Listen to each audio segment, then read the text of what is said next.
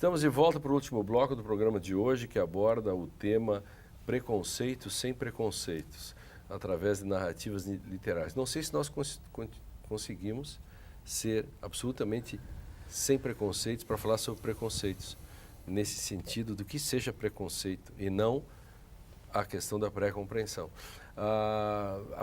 Recentemente, após a apuração das eleições presidenciais, circulou nos meios de comunicação e internet um mapa do Brasil que se vislumbravam, né, em vermelho e em azul, os estados em que a maioria havia votado na Dilma e no Aécio. Em poucos minutos, as redes sociais foram invadidas por milhares de manifestações absolutamente preconceituosas. Como fica isso em torno da democracia? A democracia, inclusive, tem que admitir esse tipo de preconceito ou não? Eu penso que ela tem que conviver, mas não pode admitir esse tipo de preconceito. Sim. E, na minha opinião, o que falta nesses casos? Alguns mencionados agora. Falta uma boa aplicação da racionalidade. Aquilo que eu falava inicialmente do Descartes, não basta ter espírito bom, é necessário aplicá-lo bem. Então, como é que a gente desarma o preconceito? Olhando mais de perto o que está sendo afirmado, buscando informação, porque geralmente o preconceito está baseado em desinformação, ou informação muito apressada. Então, lançando mão, por exemplo, da estatística, como eu mencionei no caso da mulher ao volante, ou de outras ciências, nós podemos lançar luz sobre opiniões que estão já estabelecidas e que não têm procedência nenhuma. Quantas coisas a gente aprendeu como criança? Se comer isso com aquilo faz mal. E a ciência depois mostrou, não, isso não. Sim, melancia com leite. Melancia eu não comia melancia com leite. Ou com melancia uva. Com uva. Ou melancia com uva, vai morrer. E foi um mito criado para os escravos não pegar melancia. Então, até a função ideológica, vamos dizer assim, do próprio preconceito, disseminar preconceitos para obter uma determinada coisa. Então, eu penso que nós temos que admitir aquilo que nós recebemos culturalmente, mas a nossa capacidade de pensar, a nossa capacidade de julgar, elas têm que estar permanentemente presente aqui. Para usar uma de um outro programa que fizemos, né, a Wirkungsgeschichte Bewusstsein. Exatamente, essa consciência de história efetual, né? A consciência dos efeitos que a história tem sobre nós. Nós estamos nessa corrente histórica, mas nós temos que também refletir criticamente sobre ela, que é a tua área, né? Heloísa, eu tenho... Mas a gente sempre chega atrasado. Mesmo hoje aqui, certamente, nós temos alguns preconceitos, porque nós somos homens, mulheres situados num determinado contexto histórico. Heloísa, eu, por exemplo, tenho que me dar conta, a minha Wirkungsgeschichte, que é a consciência dos efeitos, né, da história, enfim, por exemplo, que o Brasil é o único país do mundo que quando proclamou a República, fez antes um Código Penal do que a Constituição, um Código Penal para pegar os ex-escravos, que era exatamente, ao invés de fazer políticas públicas, nós damos aos ex-escravos um Código Penal para castigá-los. Sim, parte do princípio de que eles primeiro têm que ser castigados, para depois adquirir... Ou seja, vamos resolver o problema dos conflitos sociais via Código Penal e não por políticas, né, Jaime? Esse é um dilema, né? Uma angústia que nós temos, eu dizia ali antes que nós temos julgado muito hoje tráfico, né? Tráfico e homicídio, né? Mas, de fato, é a ponta trágica, né? O telespectador, só para saber, ele está dizendo, nós estamos julgando muito isso, porque ele participa de uma Câmara Criminal, é desembargador, então, o Brasil todo que nos assiste. Esse número de processos que crescem muito nos últimos anos, 2, 3 anos, inclusive o volume tem sido gradativamente maior. E a angústia é que o direito penal, de fato, não tem solução para isso, embora ele tenha que dar alguma resposta imediata a cada drama. Eu refletia sobre o que o Drayton dizia, e nesse livro aqui do Filho de Mil Homens, lá pelas tantas, um personagem diz assim, o governo devia ter programas de discernimento. É boa essa. Claro, vamos tirar o governo, no qual nós não confiamos tanto, assim, vamos colocar a universidade, ou pelo menos os intelectuais, vamos puxar a brasa para o nosso lado, mas alguém tem Olha o preconceito. O sujeito tem que puxar isso. E o Camilo aqui, que foi educado, sob certo aspecto, aquele especificamente da homofobia para a intolerância, e tinha um bom coração, ele primeiro estranhou quando percebeu o diferente. Depois, num segundo momento, ele reflete, que é um pouco esse trabalho, né, de reflexão. Claro que a razão pura e sozinha não muda nada, né? Ele precisa de uma emoção positiva que teve quando o pai fez uma educação tardia e demonstrou com o próprio exemplo, né, que o acolhimento podia, esse sim, modificar a sociedade. O nosso preconceito, talvez, com o parlamento, tenha que também trabalhar com a complementação de outros tipos de democracia, de maior intensidade, que não só, sem jogar fora a representativa, Claro, mas claro, enfim. claro. Né? E convergindo um pouco com o Jaime, eu posso dar um exemplo, que é o aprendizado de matemática. O trabalhador que não sabia ler e não sabia fazer contas. E era passado para trás quando recebia o salário, porque não sabia fazer contas. Então, a matemática como elemento no avanço, vamos dizer assim, do esclarecimento do ser humano. Eu diria a educação. São dois exatamente, exemplos a educação. claros de que a educação é um caminho aqui. Claro que Colocado, né? se se diz agora que só o aspecto racional vai resolver todos os nossos problemas, daí de novo é um preconceito, que já foi superado.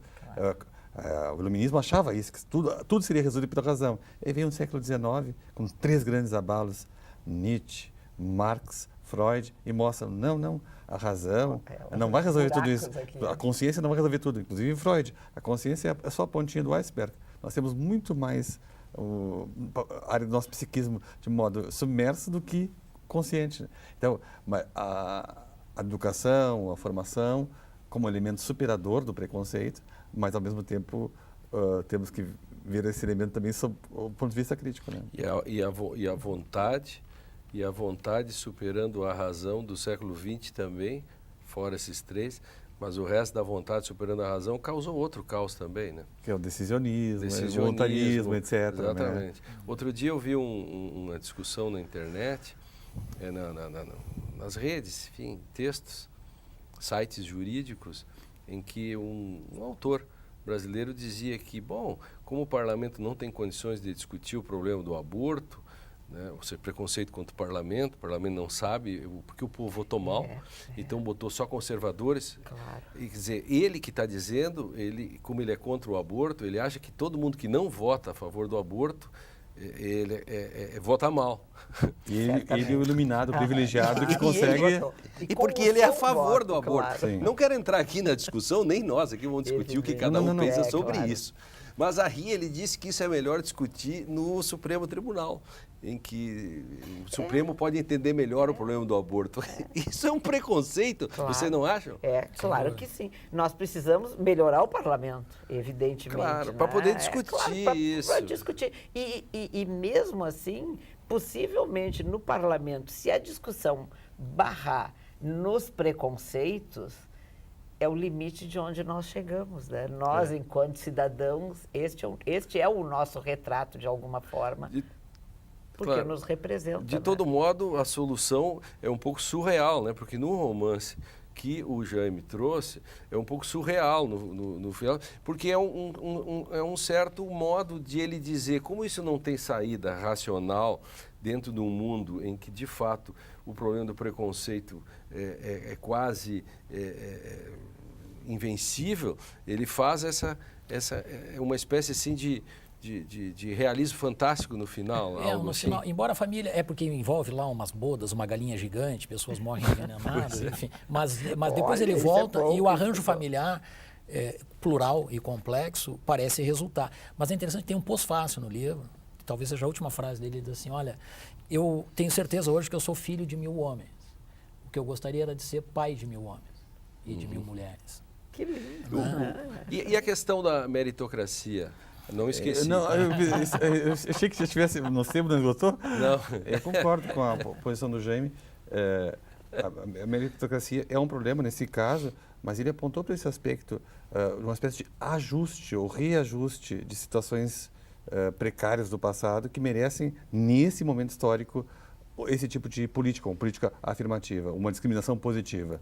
Então, de novo, uma coisa é abordar a questão em abstrato, totalmente fora de contexto, e outra coisa é olhar para um determinado contexto histórico, que precisa de elementos corretivos, vamos dizer assim. Mas, nesse contexto... muito rapidamente ainda, pode...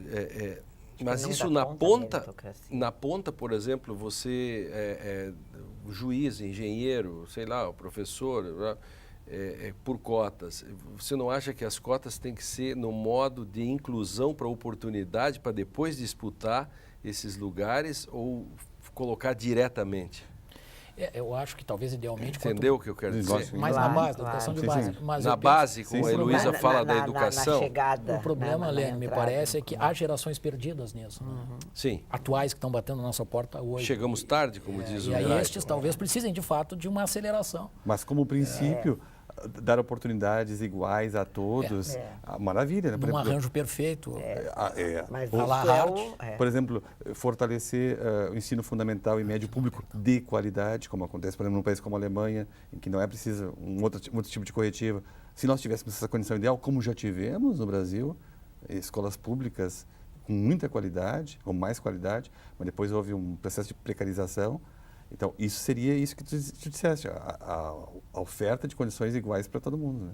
Claro, você sai de uma espécie de como é que o Rawls chamaria isso? Rosa, eu falei, De uma situação, aquela... eu acho que é uma situação transitória. ideal isso, inicial do véu da Da ignorância. que não sabe os interesses, a posição original com todo mundo podendo, né? As mesmas coisas. E o Platão, inclusive, coloca na República que é melhor tirar a criança da família, porque a família é o grande fator de desigualdade. Uhum. Se a educação fosse entregue totalmente à coletividade, a desigualdade ia diminuir. Aí hoje nós poderíamos fazer um outro programa sobre a questão agora que surgiu aí no Rio Grande do Sul, por exemplo, a proibição dos colégios de aplicarem, digamos, sanções disciplinares aos alunos. Aí o aluno acha que há um estado de natureza também. Quer dizer, e aí entra de novo o problema que a gente acabou nem discutindo muito, mas pode ser um outro programa, que é o problema da antítese de tudo isso, que é o politicamente correto, né? Que é uma questão quase chata, né? Politicamente correto é muito chato, né? Que aí o politicamente correto acha que é moralmente superior aos demais, né? Sim, sim. Ele se coloca enquanto tal, né? Exatamente. Às vezes eu vou Se ser transforma trucidado, na por isso eu estou no final do programa, mas às vezes eu estou de carro e passa um ciclista que se acha moralmente superior porque ele está ajudando a construir o mundo e eu não. O mundo melhor. O Direito e Literatura fica por aqui, assista esse e outros programas no facebook.com/Direito e Literatura e não esqueça de participar, faça sugestões, comentários. Espero você no nosso próximo encontro para outras grandes discussões com os nossos intelectuais de todas as áreas. Até mais.